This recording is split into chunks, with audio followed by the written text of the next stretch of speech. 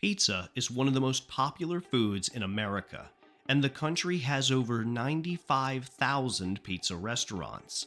It is estimated that approximately 30% of Americans eat about one slice of pizza each week. There's nothing like Pizza Hut pan pizza. Making it big, making it. As a kid, I loved going to Pizza Hut, and I have so many memories of this place. Every year that I played Little League, we would always have a team dinner at Pizza Hut, and if the school was throwing a pizza party, it would always come from them. But something has been happening at Pizza Hut recently. Something I never thought I would ever see. Pizza Hut is expected to close as many as 500 of its dine-in locations. The chain says it will shift its focus to delivery and takeout. There are currently about 7,500 Pizza Hut restaurants across the U.S. That number will drop to 7,000 in the next 2 years. Many have taken to social media to complain about the closings, but no word yet. During the beginning of the COVID pandemic, over 500 pizza restaurants in the U.S. closed their doors. A lot of businesses struggled during COVID, and many people think that Pizza Hut was also a victim. But there is more to it than that. In fact, Pizza Hut had already announced the closure of these restaurants months prior. In the 80s and 90s, Pizza Hut was the pizza restaurant. But over the past few years, Domino's has slowly surpassed Pizza Hut, and many have complained that the quality of their pizza has also gone downhill. In this video, we will look at the factors that led Pizza Hut to become the dominant pizza restaurant in America, and what caused its downfall. If you like this video, please consider giving it a thumbs up and subscribing. The very first Pizza Hut opened in Wichita, Kansas in 1958, and was run by Frank and Dan Carney, who were in college at Wichita State University. The brothers borrowed money from their mom to rent a small building and purchase supplies.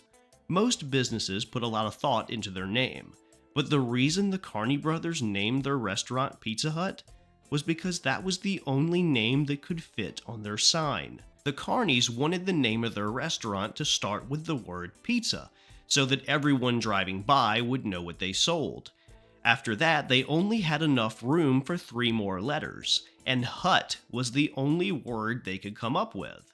The Carneys believed in the quality of their pizza so much that they actually gave away pizzas for free on their opening night. The restaurant became so successful that they opened a second location 6 months later, and by the end of the year, they had opened 4 more.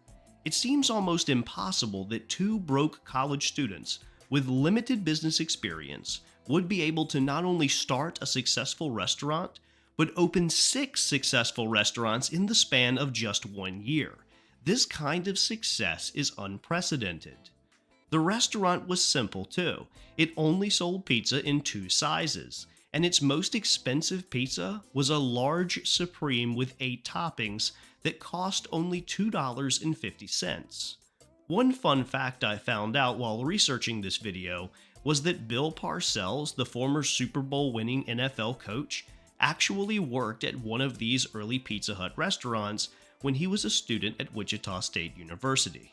In the 1960s, the chain started franchising, and new restaurants began opening up all over the country. At that time, pizza was nowhere near as popular as it is now.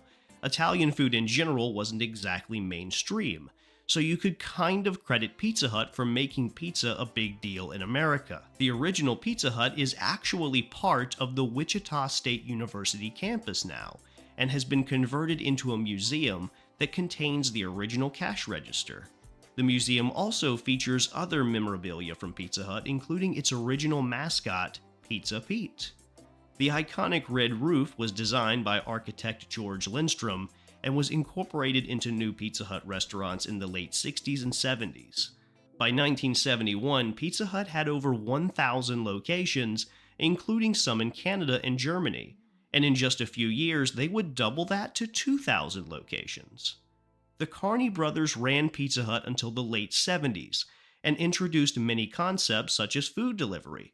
They also tried to expand into other markets. They created a Mexican restaurant named Taco Kid, a burger restaurant called Next Door, a steakhouse called The Flaming Steer, and a barbecue place called Sutphen's. None of these ventures would be successful, and they all closed within 10 years. The Carney brothers finally sold Pizza Hut in 1977 to Pepsi. Frank Carney remained on the Pizza Hut board until the early 80s when he finally left. In an unbelievable twist, Frank Carney actually got back into the pizza business in 1994 when he purchased a Papa John's franchise. And by the early 2000s, he owned over 130 Papa John's locations. He even appeared in several Papa John's commercials where he criticized Pizza Hut. Recently, the retired co-founder of Pizza Hut did something surprising. He bought a Papa John's franchise. Sorry, guys. I found a better pizza.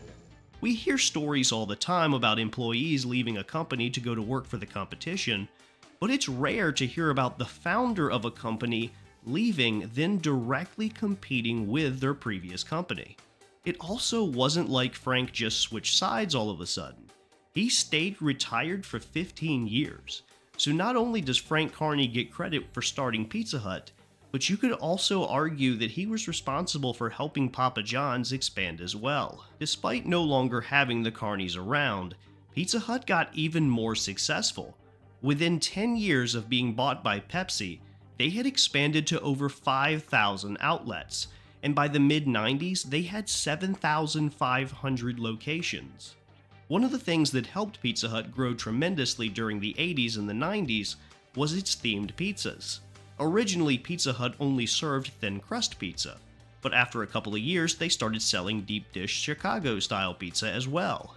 In 1980, Pizza Hut introduced the pan pizza, which contained a thicker crust.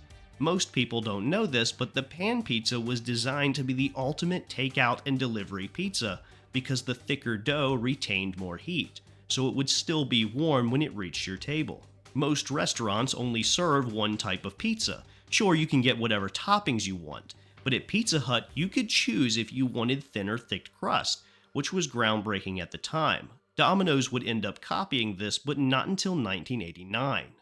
In the early 90s, Pizza Hut introduced the stuffed crust pizza, which would become one of their most popular items. Many people don't eat the crust on their pizza, but by filling the crust with mozzarella cheese, it made it taste a lot better, and Pizza Hut even encouraged people to eat the pizza backwards. They also had a very famous commercial for it featuring a future president. Wrong, isn't it? But it feels so right. Then it's a deal? Yes, we eat our pizza the wrong way. Crust first. Introducing stuffed crust pizza from Pizza Hut. With a ring of cheese baked into a totally new, thinner crust, you'll want to eat it the wrong way. Pizza Hut is usually credited with creating stuffed crust pizza, but other pizzerias had already been doing it. They just weren't as well known or popular as Pizza Hut. A man in Brooklyn named Anthony Mangialio actually sued Pizza Hut for $1 billion, claiming that he had been the person who originally created stuffed crust pizza and had even filed a patent for it years before. The court sided with Pizza Hut, claiming that although Pizza Hut's process was similar, it didn't infringe on any patents.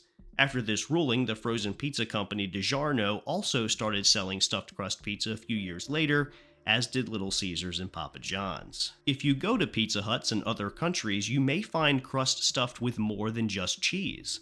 Pizza Huts in Germany have offered pizza stuffed with sausage and bacon, and Pizza Huts in Japan once sold pizza stuffed with shrimp and mayonnaise. During the early 90s, restaurants began offering extra-large pizzas, like the Big Cheese at Little Caesars and the Domino's Dominator. Pizza Hut countered by offering an extra-large pizza called the Bigfoot, which was 2 feet long and 1 foot wide. Pizza Hut spent millions marketing the pizza, including purchasing a blimp that would fly over select cities to advertise it. The blimp actually ended up crashing into an apartment in Manhattan, but the publicity from the crash may have led to even more sales. When the Bigfoot finally was discontinued, Pizza Hut replaced it with the Big New Yorker, an extra-large pizza with extra-large slices that could be folded. The commercial for this pizza once again featured Donald Trump. But perhaps the greatest thing Pizza Hut ever did during its time with Pepsi was its Book It program.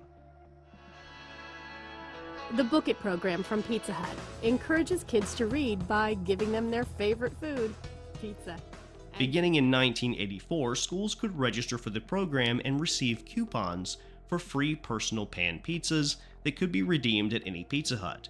But in order to get one of these coupons, kids had to read a certain number of books. The inspiration for this program was the son of Pizza Hut's then president, Art Gunther, who had eye problems and struggled with reading. What made this program so effective was that teachers set the reading requirements, not Pizza Hut. So if a classroom had a lot of struggling readers, the teacher might only require them to read 3 books to get a pizza, whereas a class with more advanced readers might have to read 4 or 5 books. The teacher could also set the requirements for how long the books needed to be.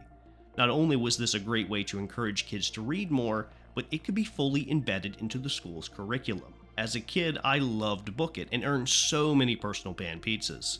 Pizza Hut also used the Book It program as a way to get more people to visit their restaurants. Even though they were giving away personal pan pizzas, parents who came to redeem them often ended up ordering pizzas for themselves. So Pizza Hut didn't lose much money by doing this. If anything, it may have actually led to an increase in profits, which may be why, after 40 years, the Book It program is still going on. The personal pan pizza was a miniature version of the deep dish pan pizza and had been added to the menu in 1983, a year prior to the start of Book It. At one point in the 80s, these personal pan pizzas were the most popular item on the menu. New personal pan pizza from your Pizza Hut restaurant. Ready in 5 minutes, or you get one free next time you come in for lunch. One of the strangest but most interesting moments in Pizza Hut history occurred in 1994, when Pizza Hut entered into a small partnership with the Santa Cruz operation. You may have never heard of this company, but the Santa Cruz operation is a software business that has been around since the early days of the internet. They developed PizzaNet, which allowed people living in the Santa Cruz area to order pizza online. Nowadays, ordering pizza online is commonplace, but back then it was extremely rare. The fact that Pizza Hut was experimenting with this back then is incredible. It shows how they were trying to stay ahead of the curve. Now that I think about it, the first food I ever ordered online was actually a pizza from Pizza Hut, but it wasn't until much later. The way PizzaNet worked was that you would go to their website, select what you wanted to order, and submit it. A person from Pizza Hut would then call to confirm the order. It was just like ordering over the phone. You paid when the pizza delivery person arrived. Since Pizza Hut still had to call to confirm each order, the process wasn't very efficient, but it still laid the groundwork for how we would purchase things in the future. The original PizzaNet site is actually still online, but it's mostly just for show. Not only was Pizza Hut one of the first restaurants to sell food online, but they were also the first restaurant to deliver food to the space station. That's right, in 2001, Pizza Hut delivered pizza to the International Space Station.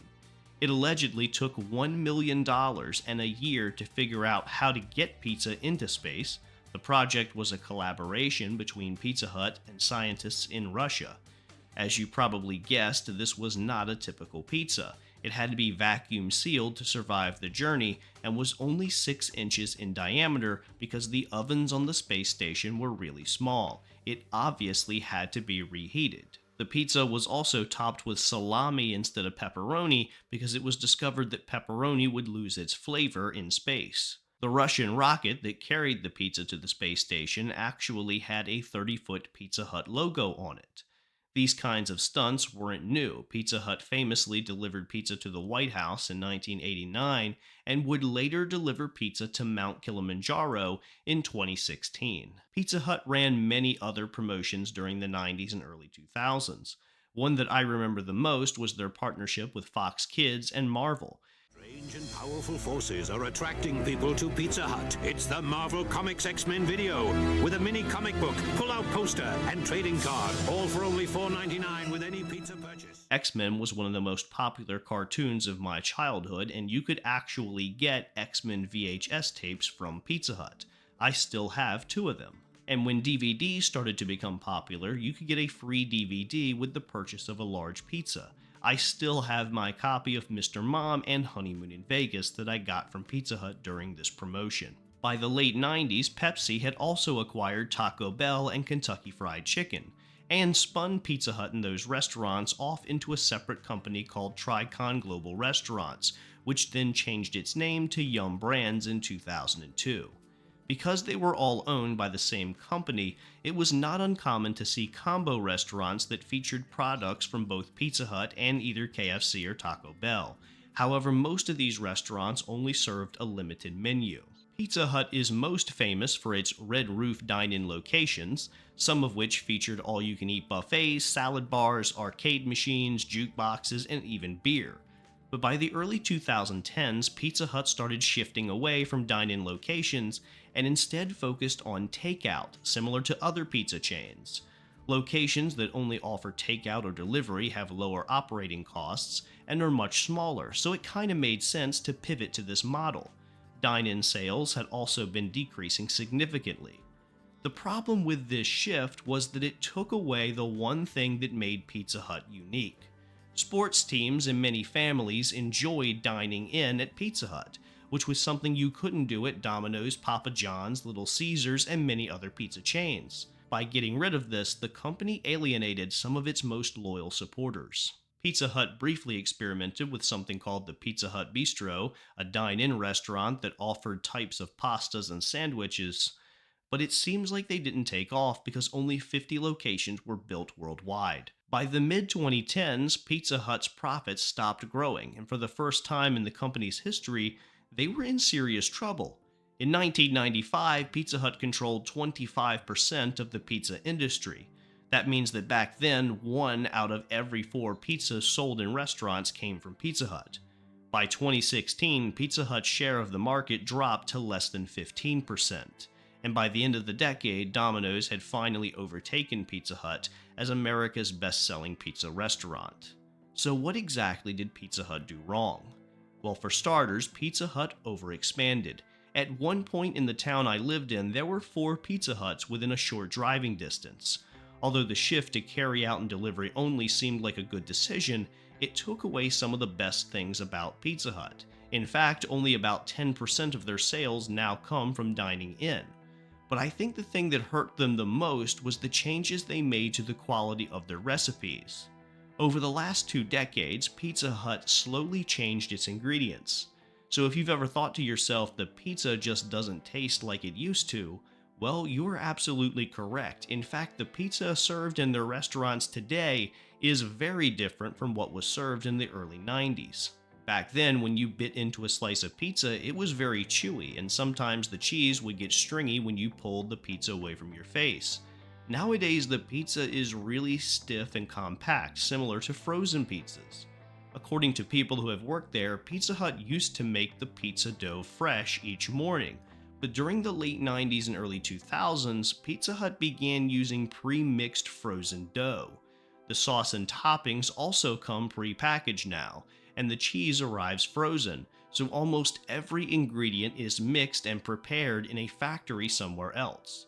These changes were extremely popular with franchise owners and workers because they made the process of making the pizza much more efficient. However, many customers did complain that it made the pizza taste noticeably worse. Although Pizza Hut's prices are typically lower than locally owned restaurants, a lot of older Pizza Hut customers now prefer going to these smaller restaurants because most of them actually use fresher ingredients and still have dine-in options.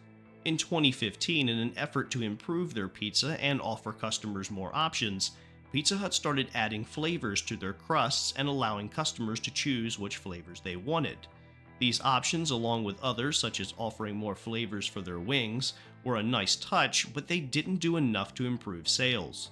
They also invested $130 million to upgrade their equipment, increase advertising, and to hire more delivery drivers. One strange thing they tried during this time was remodeling some of their London-based locations to include bars, where customers could sit and order mixed drinks. Pizza Hut allegedly spent over $50 million on this project, but it's unclear how much of an impact it actually had. In 2019, Pizza Hut announced that it would be shutting down 500 restaurants. A year later, NPC International filed for bankruptcy. You've probably never heard of NPC International, but they are actually a fairly large company that operates franchises for various fast food restaurants. They owned more Pizza Huts and Wendy's than any other group. As a result of their bankruptcy, 300 more Pizza Huts closed down. Many of these Pizza Huts were purchased by locals and converted into other restaurants and businesses. While all this was going on at Pizza Hut, over at Domino's, business was booming. In 2019, Domino's expanded so much that on average, they were opening 3 new stores a day worldwide. And in 2020, Domino's actually announced that they were going to hire an additional 10,000 workers. That same year, Papa John's announced it was hiring an additional 30,000 workers. A lot of this was due to the increased demand for delivery due to COVID, but it seems like the other chains benefited much more than Pizza Hut. Going to Pizza Hut used to be a special event that you looked forward to, but it seems like those days are over. Pizza Hut did introduce the Chicago Tavern Pizza, which featured a very thin crust, and they also brought back the Big New Yorker and the old Pizza Hut logo, but these changes simply aren't going to be enough. Now let me be clear, Pizza Hut is still a very valuable company, so they aren't going to disappear overnight, but the competition they are facing from Domino's now and from locally owned restaurants is unlike anything they've ever dealt with before, and their slice of the pizza market is shrinking fast. Thank you for watching, and if you have any memories of Pizza Hut, please feel free to share them in the comments.